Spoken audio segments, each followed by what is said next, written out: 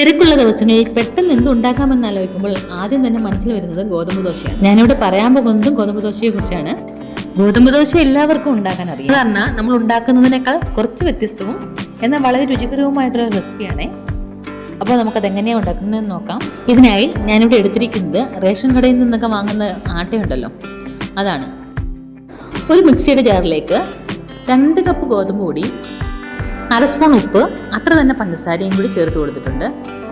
ഇനി ഇതിലേക്ക് ചേർക്കുന്നത് 1 സ്പൂൺ എണ്ണയാണ്. ഇനി ഇതിലേക്ക് 2 കപ്പ് വെള്ളം ഒഴിച്ച് നന്നായിട്ടൊന്ന് അടിച്ചെടുക്കാം. മാവ് കട്ടായി കിടക്കാൻ പാടില്ല, അതനുസരിച്ച് വെള്ളം ചേർത്ത് അടിച്ചെടുക്കണം. ഇങ്ങനെ അടിച്ചെടുത്ത ശേഷം ഒരു പാത്രത്തിലേക്ക് ഒഴിച്ചു കൊടുക്കാം.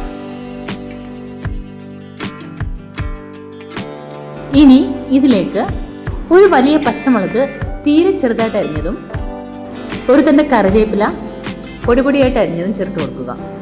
നമുക്ക് ഇതിൻ്റെ കൂടെ വേണമെങ്കിൽ സവാളയൊക്കെ ചെറുതായിട്ട് പൊടിച്ച് ചേർത്ത് കൊടുക്കാം. പക്ഷെ എന്ത് ചേർത്തിരുന്നാലും തീരെ ചെറുതായിട്ട് അരിഞ്ഞ് മാത്രമേ ചേർക്കാൻ പാടുള്ളൂ. അതല്ലെങ്കിൽ പരത്തിയെടുക്കാൻ നല്ല ബുദ്ധിമുട്ടായിരിക്കും. അതിനുശേഷം ഞാനിവിടെ ഒരു മുട്ട ഒരു പാത്രത്തിൽ കലക്കി ഒഴിച്ചു കൊടുക്കുന്നുണ്ട്. അതല്ല എങ്കിൽ മുട്ട ഡയറക്റ്റ് മാവിലേക്ക് പൊട്ടിച്ചൊഴിച്ചാലും മതി. 1 or 2 മുട്ട എടുക്കുക. ദോശ നല്ല ടേസ്റ്റി ആയിട്ടിരിക്കാനും നല്ല സോഫ്റ്റ് ആയിട്ടിരിക്കാനും മുട്ട അധികം ചേർക്കുന്നത് നല്ലതാണ്. ഇനി ഇതിലേക്ക് ഒരു നുള്ളു മഞ്ഞൾ ചേർത്ത് കൊടുക്കുക. ഒരു നിറത്തിന് വേണ്ടിയിട്ടാണ്, ഓപ്ഷനിലാണ്, വേണമെങ്കിൽ ഇട്ടാൽ മതി. ഇനി ഇതെല്ലാം കൂടി ഒന്ന് യോജിപ്പിച്ചെടുക്കണം. ഇതുപോലെ മാവ് കുറച്ച് ലൂസായിട്ടിരുന്നാൽ മതിയേ.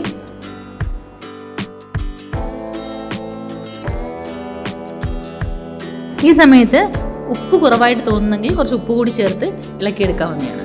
അങ്ങനെ നമ്മുടെ മാവ് റെഡി ആയിട്ടുണ്ട്. ഇനി ഇതൊന്ന് ചുട്ടെടുക്കുന്നതിനായിട്ട് പാൻ അടുപ്പിൽ വെച്ചിട്ടുണ്ടേ. ഒരു മീഡിയം ഫ്ലെയിമിൽ ഇട്ടിരുന്നാൽ മതി.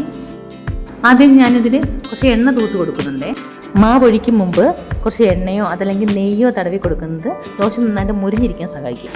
പാനൊന്ന് ചൂടായി വരുമ്പോഴത്തേന് മാവ് ഒഴിച്ചു. ഇനി ഇതൊന്ന് പരത്തി കൊടുക്കാം. എത്രത്തോളം കനം കുറച്ച് പരത്താമോ അത്രത്തോളം കനം കുറയ്ക്കുന്നത് നന്നായിരിക്കും.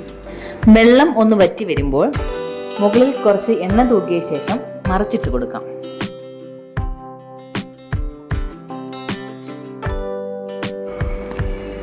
നന്നായി മുരിഞ്ഞു വരുമ്പോഴേക്കും ദോശ മാറ്റി കൊടുക്കാം. ആദ്യത്തെ ദോശ റെഡി ആയിട്ടുണ്ട്. അത് നമുക്ക് പാനിൽ നിന്ന് മാറ്റി കൊടുക്കാം. ഇങ്ങനെ ബാക്കി എല്ലാ ദോശകളും ചുട്ടെടുക്കാം. സൈഡായിട്ട് കറി ഒന്നുമില്ലെങ്കിലും നമുക്ക് അല്ലാതെ തന്നെ കഴിക്കാൻ പറ്റുന്നൊരു ദോശയാണ്. ഇനി ഗോതമ്പ് ദോശ ഉണ്ടാക്കുമ്പോൾ ഇങ്ങനെയൊന്ന് ട്രൈ ചെയ്ത് നോക്കണേ.